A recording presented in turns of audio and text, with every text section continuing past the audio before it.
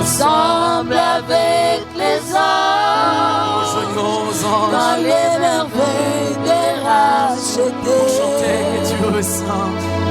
Chantons à l'unisson, Alléluia. Fais-la comme une déclaration. Au roi vit pour toujours. Au roi vit pour toujours. Et que Jésus, le Fils de ton amour, demeure la seule raison, de nos louanges, demeure la seule raison de mon ensemble avec les anges, dans les merveilles de racheter, chantons à l'unisson.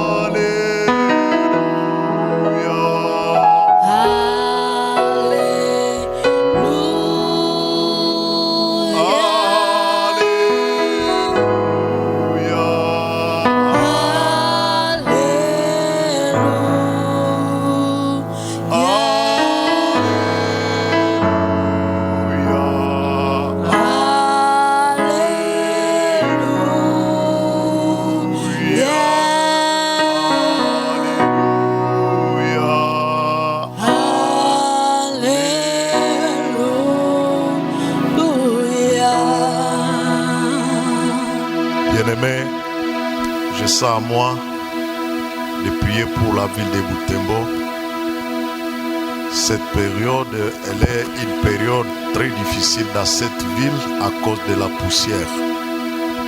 C'est pourquoi moi et toi, nous allons prier pour que le Seigneur aide, pour que cette ville soit développée et qu'on ait des routes asphaltées au sein de cette ville.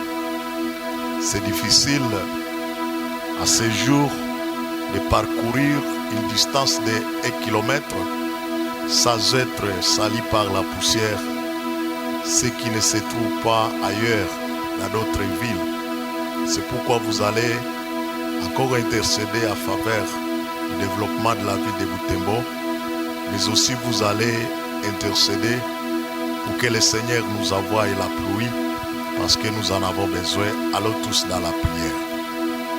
Grand Dieu, que ton nom soit loué. Nous te bénissons parce que tu nous as donné cette ville pour que nous puissions l'habiter, Seigneur. Oui, c'est une ville très riche, mais la manière dont nous vivons comme des pauvres. Seigneur, ma prière est que tu agisses. Ma prière, Seigneur, est que dans le gouvernement qui va venir, que cette ville soit prioritisée parmi les villes qui doivent être asphaltées. Oui, Seigneur, merci parce que tu es le roi des rois, tu es le Seigneur des seigneurs. Souviens-toi de la vie de Butembo, où réside ton nom, où il y a des hommes et des femmes qui te servent. Seigneur, souviens-toi de cette ville. Et nous prions pour ce développement, Seigneur, que cette ville se développe. C'est là pour la gloire de ton nom. Nous, Seigneur, priez aussi pour cette période que nous traversons, cette période de sécheresse, où nous sommes éclaboussés par la poussière.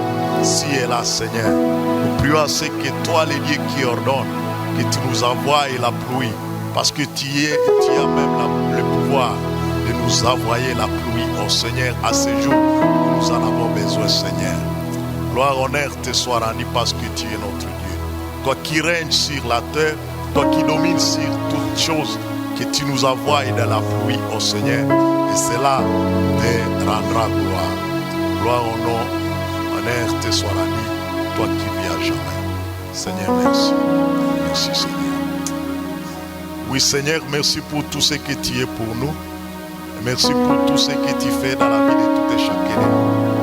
À ce moment où nous voulons écouter ta parole, nous avons besoin de ton Esprit Saint pour nous instruire et nous conduire à un moment où nous sommes en train de communiquer cette parole. Bénis ces frères, cette sœur que tu as amenée de chez lui pour venir t'adorer ici à Seigneur. Au nom de Christ, nous te prions. Amen. Nous allons prendre place.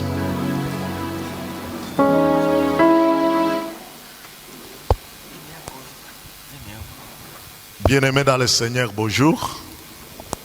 Oui, nous sommes dans la joie de nous tenir ici devant vous pour afin partager la parole du Seigneur. Et aujourd'hui, nous voulons parler du thème intitulé « Les signes de maturité d'une église locale ». Les signes de maturité d'une église locale. Quand nous parlons de l'église, vous devez savoir que l'église est l'ensemble de tous ceux-là qui ont obéi à l'appel de Dieu et ils ont donné leur vie au Seigneur Jésus-Christ. Nous pouvons dire que l'église, c'est l'ensemble de tous ceux-là qui ont crié au Seigneur, à Jésus comme Sauveur et Seigneur de leur vie. Et le Seigneur a voulu qu'à ce jour, nous puissions parler de quelques signes qui montrent la maturité d'une église. Et dans cet exposé, dans ce message, nous allons donner une petite introduction. Et après, nous allons penser à épingler les types de croissance spirituelle, ou bien les croissances d'une église. Et enfin, nous allons parler des signes de maturité et nous parlerons des 4 signes qui montrent la maturité d'une église locale.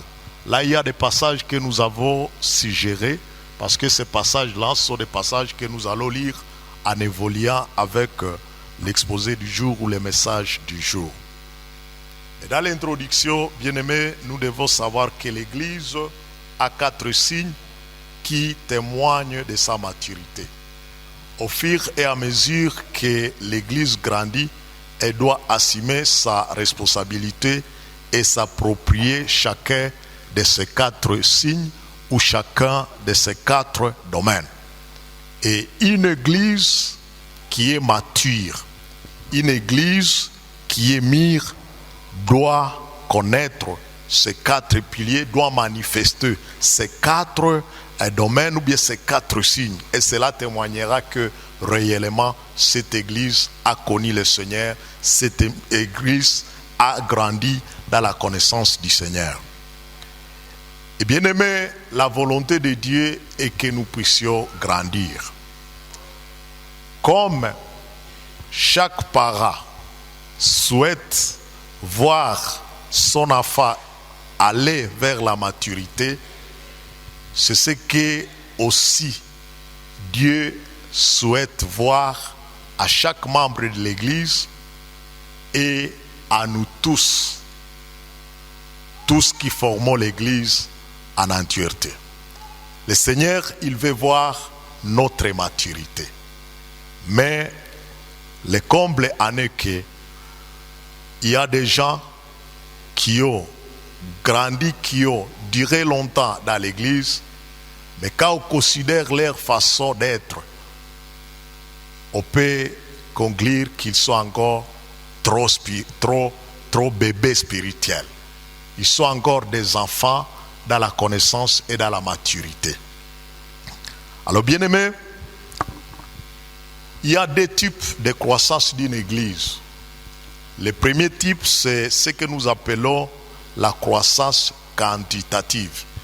Et je vais dire la croissance matérielle d'une église. L'église ne doit pas être statique.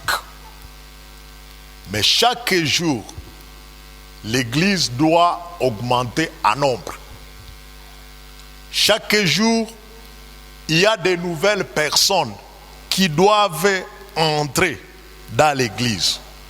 Par exemple, si nous lisons en Actes, chapitre 2, verset 47, la dernière partie, la Bible dit « Et le Seigneur ajoutait chaque jour à l'église ceux qui étaient sauvés. » Que ce soit l'église universelle ou l'église corps de Christ, que ce soit l'église locale, au niveau local comme l'église polyglosse ici, comme l'église de Jérusalem, comme l'église de Corinthe, il doit y avoir de nouvelles unités qui entrent dans l'église, de nouveaux membres qui adhèrent à cause de leur foi à l'église. Et vous lisez ici que chaque jour le Seigneur ajoutait ceux qui étaient sauvés. Il faut que l'église croisse quantitativement, mais aussi matériellement. L'église doit commencer quelque part et accroître en matériel. C'est comme je peux dire, à un certain moment, l'église polyglosse, quand c'était appelé francophone MGL, nous évoluions dans une maisonnette, dans un temple à l'époque là. Mais il y a une vision que, au lieu où nous sommes ici, ce n'est plus un lieu qui convient pour nous. Il faut encore élargir notre tente. C'est alors que nous sommes venus ici. Peut-être la génération qui viendra, on ne sait pas. Vous pouvez dire non, ce temple ici n'est plus conforme à ce que le monde est aujourd'hui. Je ne sais pas s'il va changer la forme, ça va dépendre de cette génération, mais ça sera pour aller vers la maturité matérielle. Et là, on va voir que réellement l'église ici est en train de grandir. Et si vous voyez dans les actes des apôtres par rapport à la croissance quantitative. Quand nous lisons Actes chapitre 2, verset 41, la Bible dit « Ceux qui acceptèrent la parole furent baptisés et à ce jour-là, le nombre de disciples augmenta d'environ 3000 âmes. » En Actes chapitre 1er, là nous voyons 120 disciples qui étaient réunis pour attendre le Saint-Esprit. Mais ici, le jour de la Pentecôte, après la prédication de Paul, il y a eu au moins 3000 âmes qui se sont converties pour le Seigneur. Et quand nous arrivons au quatrième chapitre, le verset 4, cependant beaucoup de ceux qui avaient attendu la parole crurent, et le nombre d'hommes s'élevant à environ 5000 personnes. Là, il y a encore une croissance quantitative. On quitte 3000 pour aller jusqu'à 5000. Et si nous voyons à Actes des Apôtres chapitre 5, verset 14, la Bible dit « Le nombre de ceux qui croyaient au Seigneur, hommes et femmes, augmentait de plus en plus. » Là, on ne cite pas le nombre, mais on montre qu'il y avait le nombre qui augmentait plus en plus. Et ceci, c'est l'œuvre de l'évangélisation des premiers disciples, des premiers apôtres. Et si vous voyez même au chapitre 6, le verset 7, la Bible parle, la parole de Dieu se répandait de plus en plus, le nombre des disciples augmentait beaucoup à Jérusalem et une grande foule de sacrificateurs obéissait à la foi. Donc il y avait une croissance quantitative des nombres, de l'effectif des membres dans l'église primitive. Alors la deuxième croissance, le deuxième type de croissance, c'est la croissance qualitative. Cette croissance ici, la croissance qualitative, c'est la croissance qui amène le chrétien à l'unité de la foi et à la connaissance du Fils de Dieu, à l'état d'homme fait et à la mesure de la stature parfaite de Christ. Cela, nous pouvons les retrouver dans Éphésiens chapitre, je vais vous demander de lire Éphésiens chapitre 4, verset, nous pouvons lire à partir du 11e verset, là où Dieu a mis des ministères dans l'église. La parole de Dieu nous dit en Éphésiens chapitre 4, verset 11 jusqu'au 13e verset. Et il a donné les uns pour apôtres, les autres pour prophètes, les autres pour évangélistes, les autres comme pasteurs et docteurs, pour le perfectionnement de ceux à vie de l'œuvre du ministère et de l'édification du corps de Christ, jusqu'à ce que nous soyons tous parvenus à l'unité de la foi et de la connaissance du Fils de Dieu, à l'état d'homme fait, à la mesure de la stature parfaite de Christ. Bien-aimés, si dans l'église il y a des prophètes, si dans l'église il y a des apôtres, si dans l'église il y a des docteurs, des enseignants de la parole de Dieu, si dans l'église il y a des évangélistes, cela a pour objectif la perfection des saints. Et les saints ici, ce sont les chrétiens, ce sont les gens qui ont cru en Jésus-Christ comme Sauveur et Seigneur. Les saints ici, c'est vous et moi. Et Dieu donne ces différents ministères dans l'église pour que le corps, qui est l'église, soit perfectionné. Et la Bible dit, pour le perfectionnement de saints, à vie de l'œuvre du ministère et l'édification du corps de Christ. C'est pour amener, pour que l'église, qui est le corps de Christ, soit édifiée. Mais comment? C'est jusqu'à ce que nous soyons tous parvenus à l'unité de la foi. Être parvenu à l'unité de la foi, cela veut dire être parvenu, cela signifie que on veut atteindre un niveau quelconque. On veut arriver quelque part. Et c'est que la volonté de Dieu est que nous puissions arriver à l'unité de la foi. C'est-à-dire quoi? Comprendre de la même manière ce que je peux appeler les doctrines Et les doctrines, c'est quoi? Quand on parle d'une doctrine, c'est quoi? C'est un enseignement. Si par exemple, notre berger pouvait poser la question à quelqu'un qui est membre de cette église, il peut lui dire, par exemple, est-ce que tu peux me définir qu'est-ce que l'église? Tout le monde, parce qu'il est déjà perfectionné, il est déjà enseigné, il doit être capable de définir l'église. Il peut poser la question, il y a combien de types d'églises? Tout le monde ici, s'il est déjà enseigné, il doit comprendre que nous avons l'église visible et nous avons l'église invisible. Ou nous avons l'église corps de Christ et nous avons l'église locale. Parce que tous, nous sommes déjà perfectionnés. Nous sommes déjà enseignés. Donc nous parvenons à l'unité de la foi. Qu'il n'y ait point de bébés spirituels parmi nous. Mais aussi, la Bible continue en disant, et de la connaissance du Fils de Dieu.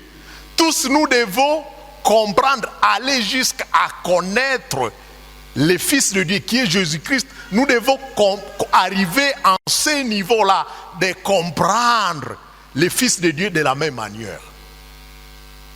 La Bible ajoute, et nous devons arriver à l'état d'un homme fait. Un homme fait, c'est un homme qui est mature. C'est un homme qui a atteint la maturité spirituelle. Et la Bible continue. À la mesure de la stature parfaite de Christ, nous devons arriver tous à refléter l'image de Christ. Quand on vous voit, on doit voir Christ à vous. La manière dont Christ vivait à vous. En missiologie, on nous apprend ceci, que dans le monde musulman,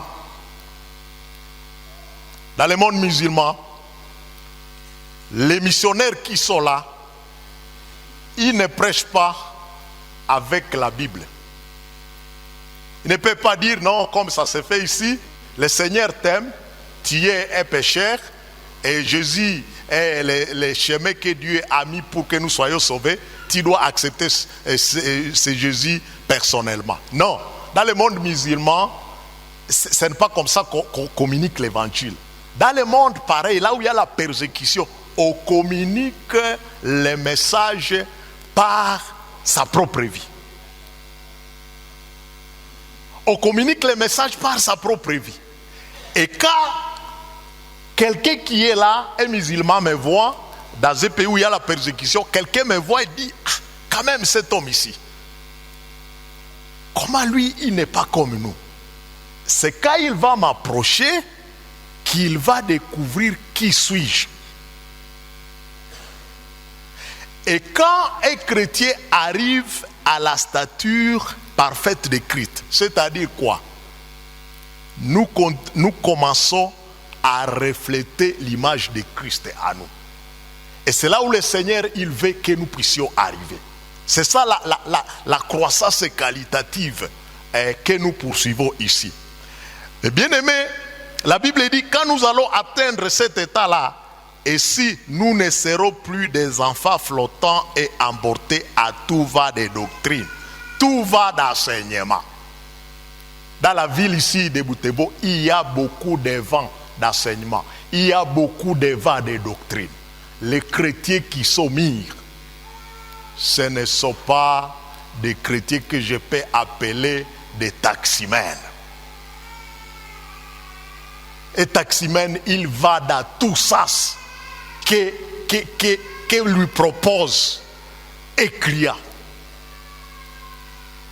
Il est venu ici, il a amené ici à MGL. S'il trouve quelqu'un qui lui dit amène-moi à 4, il va aller à 4. S'il va trouver quelqu'un qui lui dit amène-moi à Chambo, il va aller à Chambo. S'il trouve quelqu'un à Chambo, amène-moi à Saba, il va aller à Saba.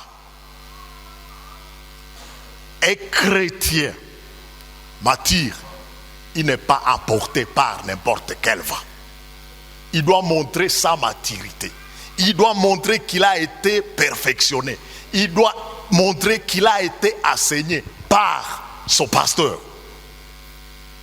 Est-ce qu'ici, à Polyglosse, il n'y a pas de chrétiens vagabonds? Cet avant-midi, il est ici. L'après-midi, on va le trouver quelque part. Un jour, je faisais mon TP. J'ai trouvé certains chrétiens de la CMC dans un ministère là. Et ce ministère-là, j'avais qualifié ça comme une salle qui est digne de sport. Parce que quand on vous dit tirez les bénédictions d'en bas, bénédiction en bas, vous tirez, bénédiction en bas. Vous savez, quand vous faites comme ça, si vous faites comme ça 10 fois, 20 fois, vous êtes en train de faire le sport. Et quand cette position-là va chanter bénédiction à haut, bénédiction à haut, bénédiction à haut, bénédiction à haut. Et j'avais vu certains des membres de la CMC, j'ai dit ces gens ici, qu'est-ce qu'ils cherchent ici? Ce sont des enfants flottants. Ils ne savent pas ce qu'ils font. Et il y en a plusieurs qui peuvent être même parmi nous ici. Il y en a plusieurs. Et malheureusement, quand ils sont blessés là-bas, ils reviennent auprès du berger. Ils reviennent auprès du berger. Bien-aimés, nous devons montrer notre maturité. Nous devons montrer notre maturité. Malheureusement, nous n'aimons pas être enseignés. Vous savez, par exemple, il y a notre médecin ici, le médecin superviseur, docteur Esdras. Pour être appelé médecin, il est passé par une formation. Aujourd'hui, ce n'est plus l'époque là. Aujourd'hui, ce n'est plus. À l'époque là, on pouvait accepter celui qui n'a pas fait ces domaines-là intervenir. Mais il a fallu au moins, à cette époque-là, au moins 8 ans pour qu'il soit médecin. Et si je lui pose la question, quand est-ce que vous pouvez vous souvenir les premiers malades chez qui le médecin vous a laissé la bistouri? Ce n'était pas à G1, ce n'était pas à G2, ce n'était pas à G3, ce n'était pas même à DOC 1, ce n'était pas même à DOC 2, si vous lui posez la question. Mais c'était à un moment très avancé de la formation. Vous pouvez dire non, vous pouvez d'abord, le médecin a opéré et il lui laisse la peau. Vous allez s'y tirer. Il va s'y tirer la plaie du malade. Une autre occasion, il peut dire, ici c'est une césarienne, mais comme ce n'est pas une intervention très compliquée, vous pouvez oser. Prenez la bistouri. Là, c'était dans sa formation. Mais bien aimés, nous ne voulons pas être formés. Nous voulons devenir des chrétiens matures sans être enseignés. Nous nous trompons. Ne pensez pas que vous allez atteindre la maturité. Vous venez chaque dimanche ici, je prêche pendant 45 minutes et je dis que le Seigneur vous bénisse et vous dites Amen. Que vous ayez compris ou vous n'avez pas compris, vous aussi vous allez dire Amen. Mais c'est dans des groupes, c'est dans des petits groupes où se communique l'enseignement, où on pose des questions et on comprend. Et c'est là où on atteint la maturité. Combien parmi nous, quand ils se croisent par exemple avec un témoin de Jéhovah, vous discutez. Le témoin de Jéhovah, lui, il a son langage, il dit à Swahili, On est chez Andiko. On est chez Andiko. C'est vrai que vous communiquez une vérité, mais on est chez Andiko. Andiko iko wapi? Hausoma ke Biblia, utaonesha andiko ya wapi? Même lui, même si nous disons qu'il est hérétique quelquefois, mais lui, il est capable de démontrer ses hérésies. Lui dit non, si nous lisons tel, les 144 000, ce n'est pas nous, nous n'irons pas au ciel, mais ce sont les 144 000. Il va vous montrer Apocalypse, tel chapitre. Mais vous, quelle est l'écriture que vous allez montrer pour contredire cela?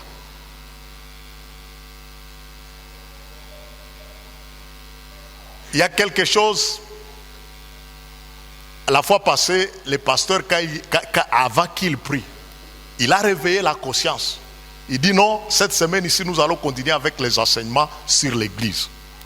Je pensais que tous, au moins, la majorité sera là. Mais ce qui m'a blessé pendant le cœur, et pendant la semaine, on arrivait difficilement à cinquième rangée là. J'ai dit, moi quand je voyais les révérends parler ici, moi je disais, oh, cette fois-ci le message est entré. Mais vous avez endurci vos cœurs. Et les gens qui ne sont pas élèves, et les gens qui ne sont pas des gardiens, et les gens qui n'ont pas de choses à faire le matin, ne sont pas arrivés.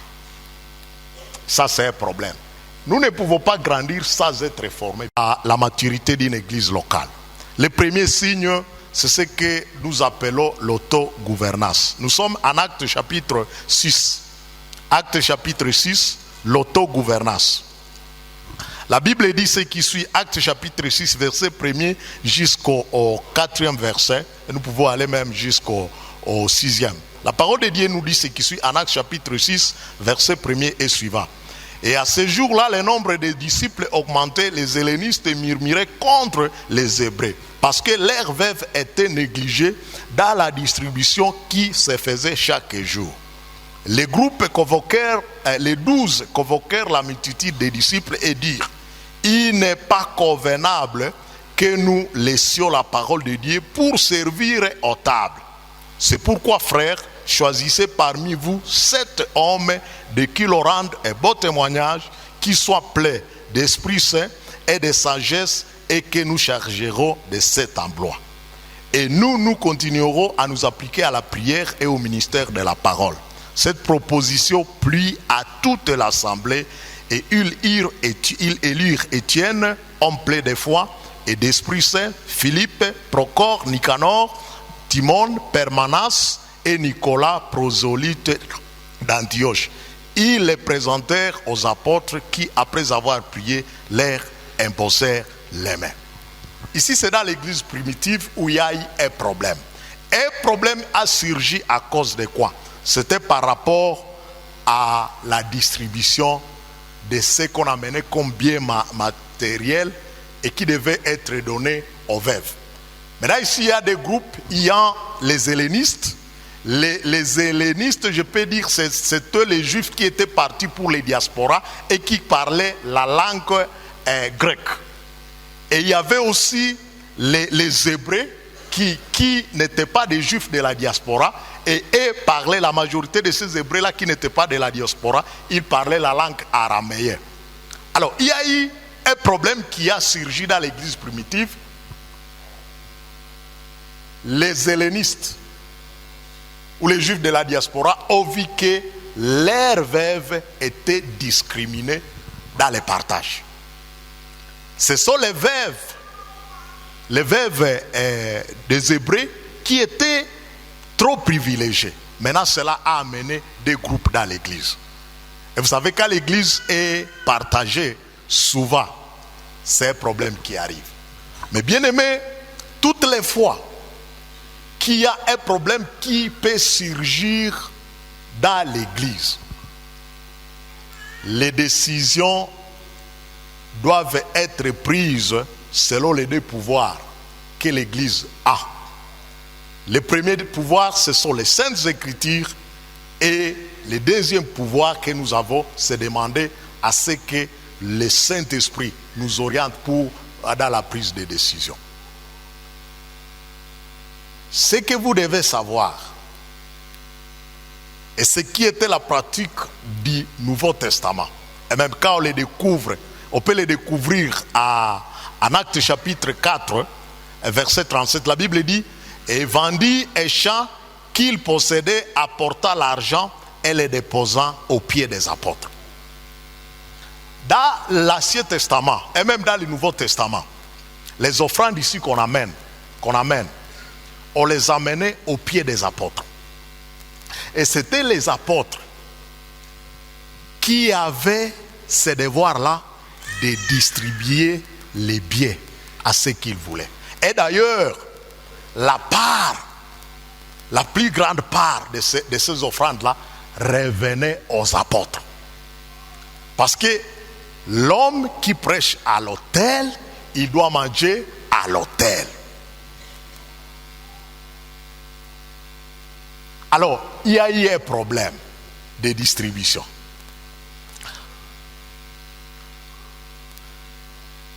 Et ce que vous devez savoir, ce n'était pas une décision qu'on peut croire facile.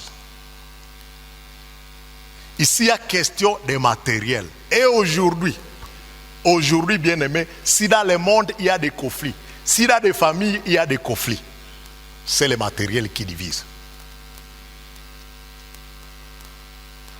Dans les familles des pauvres, il n'y a pas beaucoup de conflits comme dans les familles des riches.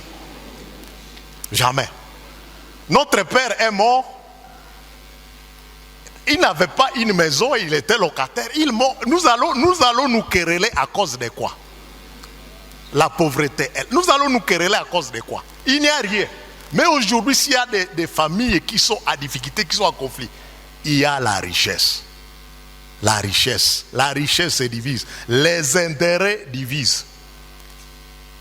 Et ici, c'était un problème d'intérêt. Mais bien aimé, la sagesse que les 12 apôtres ont amenée, c'était une sagesse qui était inspirée par le Saint-Esprit. Les 12 ont convoqué une assemblée. À notre jour, nous pouvons dire une assemblée générale. Et quand ils ont convoqué cette assemblée-là, ils ont montré que non. Au lieu que nous puissions servir et aux tables, et à la prière, et à l'annonce de la parole de Dieu, nous pouvons proposer au groupe, à l'assemblée, de choisir parmi eux 7 hommes remplis du Saint-Esprit qui craignent l'Éternel, et nous allons les charger de la distribution de ces biens-là. Cette décision, bien aimée, ce n'était pas une décision très facile. Et comme je venais de vous dire, le monde, si il est divisé aujourd'hui, c'est à cause des intérêts. Mais pour l'intérêt de la paix, pour l'intérêt de l'unité dans l'Église, le corps de Christ, les 12 ont dit non, choisissez. C'est comme ça qu'on a choisi Étienne, qu'on a choisi Procor, qu'on a choisi Timon, et la liste continue avec Philippe qui était l'évangéliste aussi. Et le calme est revenu dans l'Église. Et je me dis, bien aimé, est-ce que cet exemple de la Bible peut nous inspirer? Ou est-ce que souvent, quand nous sommes à difficulté, nous amenons nos dossiers? C'est vers l'État, c'est vers les juges, et non pas, pourquoi ne pas venir auprès des hommes de Dieu pour qu'ils puissent vous aider à résoudre vos différends, vos conflits. Et aujourd'hui, l'Église a fait son témoignage parce qu'au lieu que les païens viennent auprès de nous, c'est nous qui allons vers les païens pour résoudre nos problèmes. Et là, on nous demande, à notre époque, à l'époque des Zaïre, on nous demandait les 4%.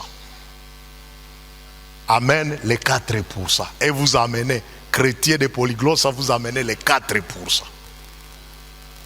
Et on va commencer à parler de l'histoire. Mais bien aimé, je crois que dans la résolution de nos différends, de nos conflits, nous devons savoir gérer nos problèmes, nos difficultés. Et la gloire du Seigneur sera manifeste. Amen. Deuxième signe. Le deuxième signe, nous avons la multiplication. La multiplication. Une église mûre comprend son rôle dans l'évangélisation et dans la formation des autres. C'est ça ce que nous avons appelé l'édification ou bien la formation. Une église qui évangélise, il doit croître en nombre. L'évangélisation, c'est amener quelqu'un, bref, l'évangélisation, c'est amener quelqu'un au Seigneur. Mais cette personne-là, quand vous l'amenez, je la considère comme une matière brute. C'est comme un lingot d'or que vous pouvez enlever dans une carrière. Mais ce lingot d'or, si vous la gardez dans la maison, elle sera comme une pierre là. Mais il faut travailler ces lingots d'or pour qu'il ait de la valeur. C'est pourquoi vous pouvez amener ça pour qu'on les façonne et on va fabriquer des bijoux, on va fabriquer des chaînettes, on va fabriquer des montres pour que cela soit valeureux.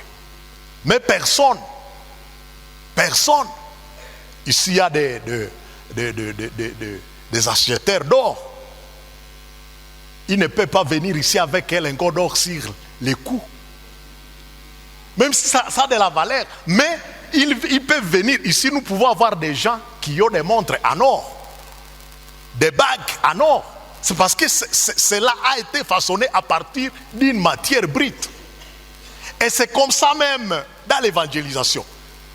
Quelqu'un, quand il vient à Christ, il n'est pas encore perfectionné.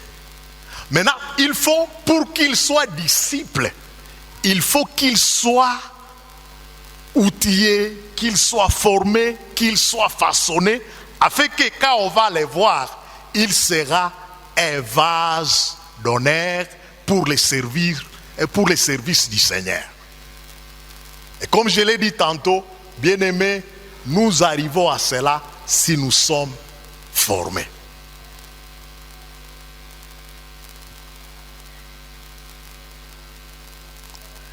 Lundi matin, après avoir fini la dévotion matinale, nous sommes entrés dans le bureau de notre berger et nous étions au nombre de 4. On était en train de réfléchir sur les Congolais. On était en train de discuter, il y a quelqu'un qui a lancé que les Congolais, c'est comme si nous sommes devenus... c'est comme si on a perdu même un peu l'intelligence. Parce qu'il y a certaines choses que nous acceptons, mais qui ne sont pas acceptables normalement. Alors, il a utilisé le terme de dire, nous sommes devenus comme des petits idiots là, nous marchons dans l'idiocité.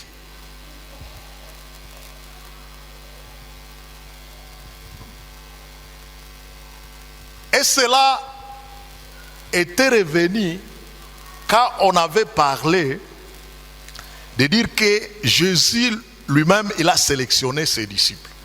Mais il les a façonnés pendant 3 ans pour qu'ils soient des disciples. Et c'était par rapport on a essayé de réfléchir sur ce qui se passe, sur ce qui est environnement aujourd'hui dans la ville de Butembo. La ville de Butembo, vous qui êtes nés après les années 90, Butembo que nous avons connu vers les années 70, années 80, et même, je sais que mon père sait, tu ne peux pas me contredire, c'était un Butembo propre. À l'époque des chefs de cité Romain Matokeo, de qui est venu même le nom de cette avenue-là. Butembo était une ville propre. Mais aujourd'hui, Butembo, c'est devenu Butembo impropre. Impropre. Nous avons les goudrons. Mais ces goudrons, aujourd'hui, c'est goudron terre bâtie. Parce que si vous quittez ici pour aller à 4, vous serez poussiéré.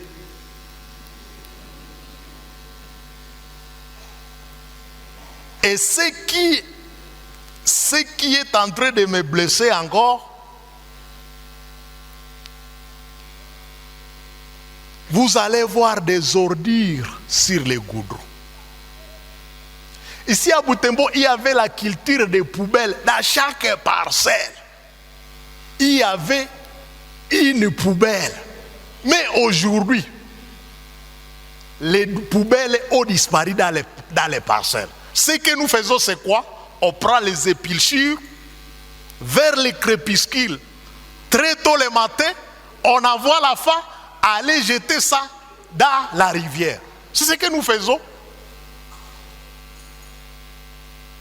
Et là, ce sont les disciples de Jésus qui font ça.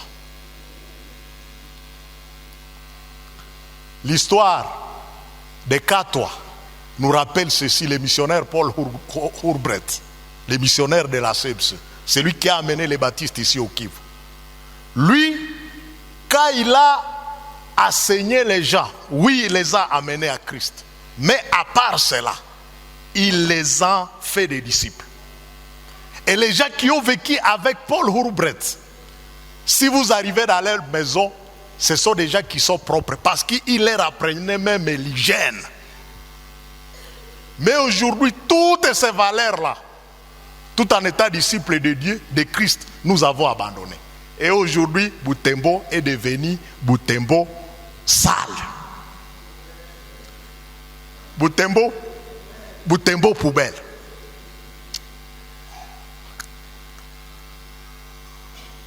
Ces jours-là, avant-hier, je suis passé, j'ai vu des sachets sur les goudrons, j'ai vu des sachets sur les goudrons, j'ai vu des sachets sur les goudrons. J'ai dit, Seigneur, tous ces est-ce que ces sachets ici ont été amenés ici par les chrétiens, non? Les disciples de Jésus. Et je me dis aussi, l'État, vous qui avez le pouvoir, l'État, est-ce que c'était difficile de demander à chaque bâtiment de balayer les devants de sa maison? Il y a des bâtiments où on peut voir 5 portes.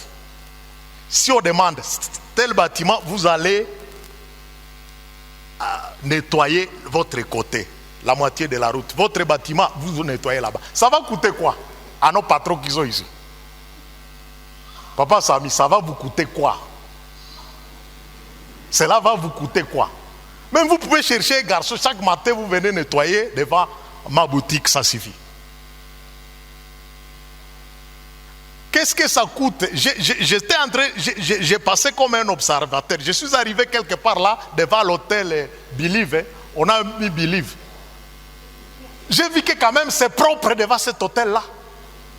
C'est propre là, il n'y a pas de poussière. Mais ailleurs, il y en a. Réveillons-nous, bien-aimés. Dieu a dit, pour son mandat culturel, il a dit, vous allez dominer et puis vous allez cultiver les champs. Garder et dominer. Les champs, nous avons souillé ça comme un oiseau souille son nid. Nous avons souillé notre environnement. Bien-aimés, si nous lisons Thessaloniciens chapitre 1, verset 7 à 8, vous allez voir que ces gens-là, leur foi s'est répandue au-delà de leurs frontières parce qu'ils ont vécu leur foi. Troisième domaine, c'est l'autosuffisance. Autosuffisance, là nous sommes en Actes chapitre 2, verset 44 jusqu'à 45. L'autosuffisance. La Bible dit ce qui suit. Tous ceux qui croyaient étaient dans les mêmes lieux et ils avaient tous en commun. Ils vendaient leurs propriétés et leurs biens et ils partageaient les produits entre tous, selon les besoins de chacun. Ils étaient chaque jour tous ensemble, assidus au temple et rombaient leur pain. Alors, à Actes chapitre 4, versets 34 et 35, la Bible dit ce qui suit. Car il n'y avait parmi eux aucun indigent, tous ceux qui possédaient les champs ou des maisons les vendaient, apportaient les prix de ce qu'ils avaient vendu et les déposaient aux pieds des apôtres et leur faisaient des distributions à chacun selon qu'ils en avaient besoin. Bien-aimés, ici, dans nos jours ici, nous pouvons dire que le Seigneur a voulu qu'il y ait l'équilibre entre les chrétiens sur les points de vie autosuffisants, sur les points de vie matériels. Comme je ne dois pas être pauvre.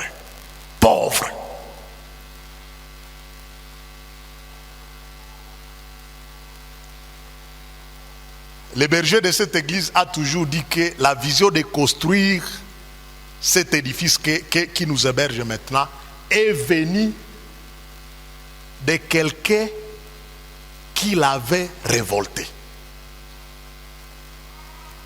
Il est en voyage quelque part au Kenya.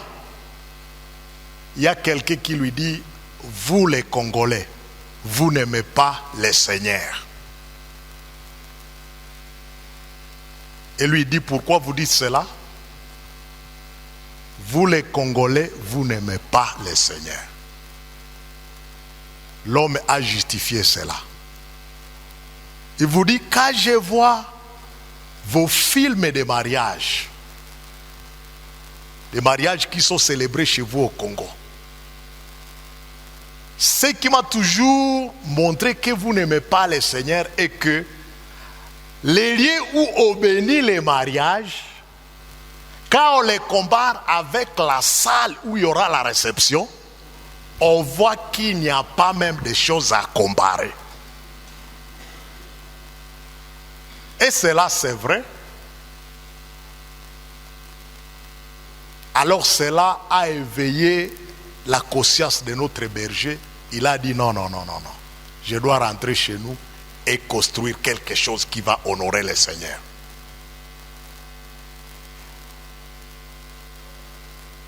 Il y a des endroits où vous voyez vraiment les chaises dans les temples. Ah non. Mais arrivé là où il y aura la réception, tout est décoré, tout est planifié, tout est bien mentionné. Mais rentrer là où on a béni les mariages, à l'époque là, on voyait les chevrons ici, les chevrons à Brite, on les appelait à Kinan de Machiforo. C'était les Machiforo. Il n'y a pas de triplex. Alors quand ils voyaient comme ça, ils disaient: non, vous les Congolais, vous n'aimez pas le Seigneur. Bien-aimés, dans l'église, il faut qu'il y ait un équilibre sur les matériels. Et le matériel peut témoigner que vraiment ces gens ici, ils ont atteint la maturité.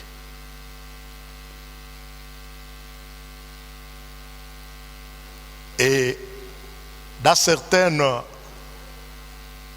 assemblées générales où je participe, j'ai toujours dit ceci: c'est comme si à la CEPS, Dieu a sélectionné seulement des chrétiens pauvres. Il les a amenés à la CEPS. Pourquoi je dis cela? Parce qu'il y a des endroits où vous arrivez à la CEPS, vous allez pleurer. J'étais quelque part cette semaine ici, grandir en matériel. Je termine pour dire que la dernière chose, le dernier signe qui peut montrer la maturité, c'est l'autocorrection.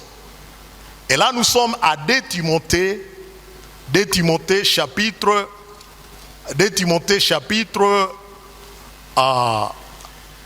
3, verset 16. 2 Timothée chapitre 3 verset 16 à 17. Toute écriture est inspirée de Dieu et utile pour enseigner, pour convaincre, pour corriger, pour instruire dans la justice, afin que l'homme de Dieu soit accompli et propre à toute bonne œuvre. Bien-aimé, une église qui a grandi, c'est l'église qui accepte la modélation ou bien la transformation ou l'autocorrection.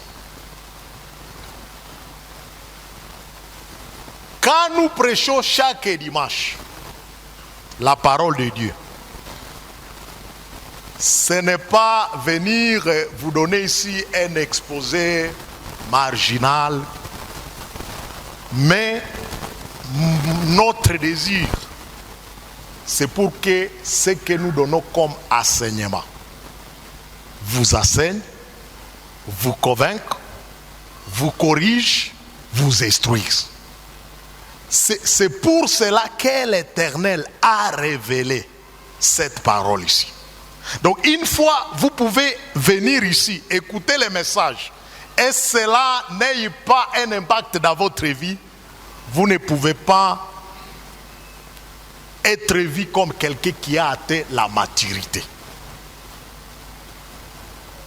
Si les enseignements que nous recevons ici ne peuvent pas nous amener à la transformation, alors là, nous ne sommes pas arrivés encore. Il faut continuer toujours à être enseigné. Le matin, pour finir, j'étais en train de dire que la moto que je suis en train d'utiliser ici, pour mon déplacement, je peux dire que c'est le révérend Kalipi qui m'a enseigné cette moto-là indirectement. Pourquoi je l'ai dit? Et je lui ai toujours témoigné cela. Il revenait d'une formation. Et pendant cette formation, c'était le sujet, c'était les partenariats. Alors, l'enseignant qui leur donnait ce thème-là, il leur avait dit, il avait donné un devoir à domicile. Il dit, vous rentrez dans vos chambres, mais demain, chacun il va m'amener une liste de sa partenaire. Et comme lui, comme toi tu peux réfléchir, le langage que l'on avait là passé, qu'on avait quand on parle de partenaires, nous voyons les gens de la peau blanche. Lui aussi, il a passé déjà aux étrangers, aux blancs. Mais l'homme là, l'enseignant, il les a fait réfléchir en disant non, il n'est pas question de blancs. Il a demandé à chacun, avez-vous un téléphone? Ils ont dit, oui, nous en avons. Combien de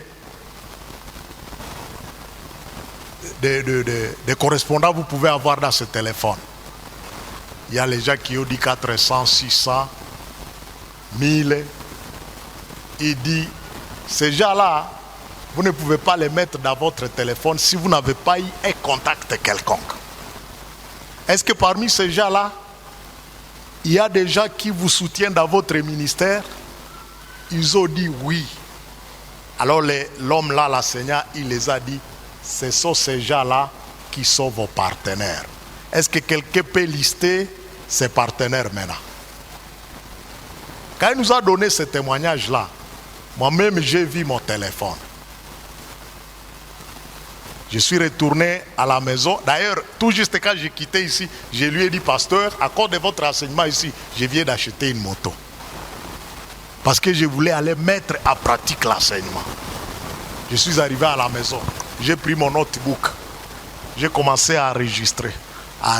J'ai partagé d'abord avec madame. J'ai enregistré. Je suis arrivé à un certain nombre de personnes. J'ai commencé à prier pour ces gens-là. La première personne que j'avais appelée était à Goma. 2 jours après, il m'avait envoyé $50. Il était mon ancien collègue à Bounia, à faculté de développement bien sûr. Il a envoyé $50. J'ai dit, oh Seigneur, tu as agréé les projets. Après 5 mois, j'ai eu cette moto que je suis en train d'utiliser aujourd'hui. Et cette moto-là, quand vous me voyez rouler avec ça, je la respecte beaucoup. Elle a été achetée par 18 personnes, y compris l'utilisateur de cette moto-là. Celui qui m'avait donné moins, il m'avait donné $10. Et il y avait une sœur, paix à son âme, elle m'avait envoyé $150. Et c'est comme ça que nous avons acheté cette moto ici, que nous utilisons. Ça fait presque 7 ans que nous utilisons ça.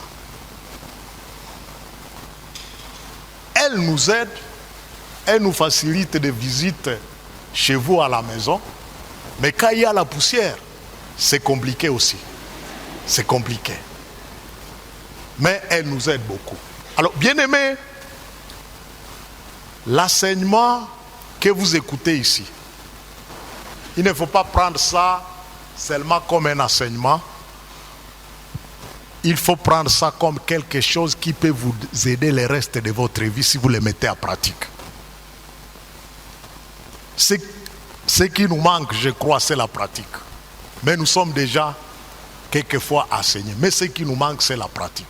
Alors ma prière est que le Seigneur vous aide à accepter l'autocorrection. Quand vous écoutez une vérité quelconque, il faut vous laisser vaincre par cette vérité-là. Que le Seigneur bénisse sa parole.